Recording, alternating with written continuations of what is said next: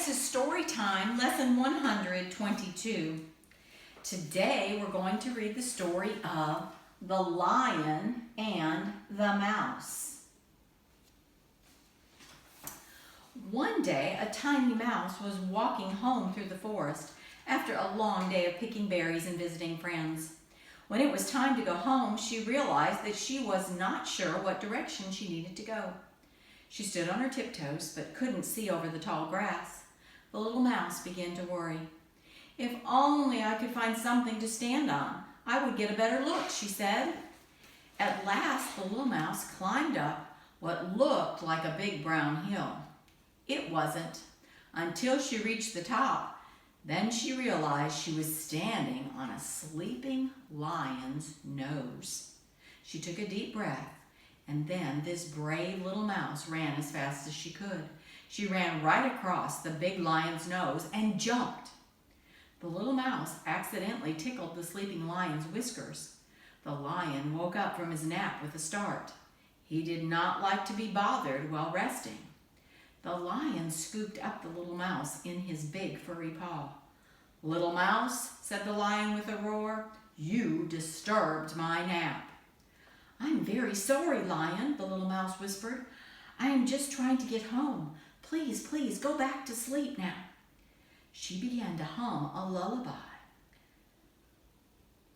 "Stop that noise," roared the mighty lion, sitting up. "Come to think of it, I'm very hungry." He let out a big yawn. "I should eat you. You look like you would make a tasty snack." "Oh, no, Lion," pleaded the little mouse. "I beg you, be kind and let me go." This made the lion laugh. "Tell me, why should I let you go?"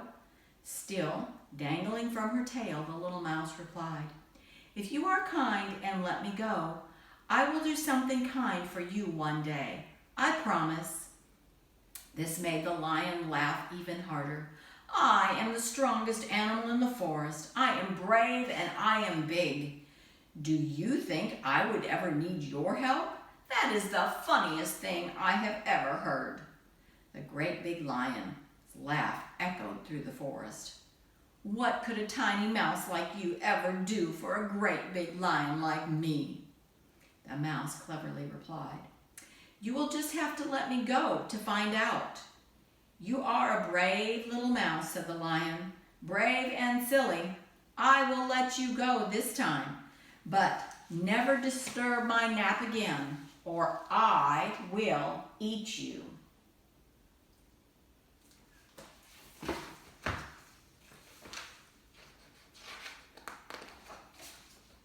Several days later, the big furry lion walked through the forest. The lion was so thirsty, so he decided to go to the watering hole for a drink. As he made his way along the path, the lion felt something strange upon his paw. Looking down, he realized that the strange thing was a rope. The thick, strong rope was tied to a giant tree. All of a sudden, the rope tightened around the lion's paw. "Oh no," said the lion, "it must be a trap." And sure enough, the lion was caught in a hunter's net. Even the brave lion was afraid. He tried as hard as he could to break free from the net. He pushed and he pulled with all his might. But it was no use. He was trapped. The big lion was very upset.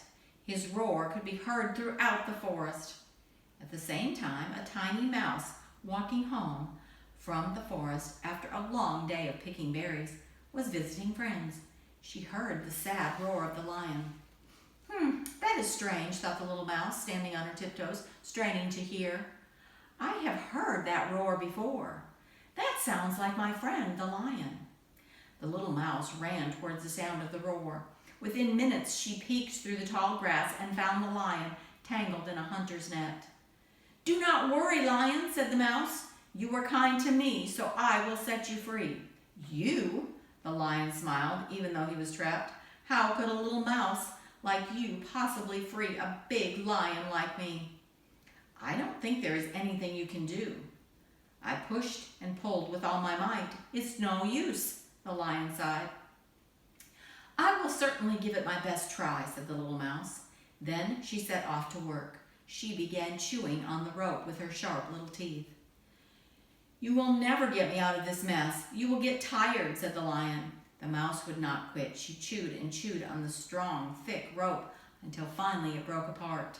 The little mouse got out of the way just in time for the lion to come tumbling out of the net. "Thank you, Mouse," replied the happy lion, stretching his powerful limbs. "Now I can see that even a little mouse like you can help a great big lion like me. I am very lucky to have you as my friend. If there is anything you ever need, I will be the first to help you. I promise." "We make quite a pair," said the little mouse. "Would you mind carrying me back home? I'm tired from all that chewing." The big lion smiled again and carried his new best friend home proudly on his nose.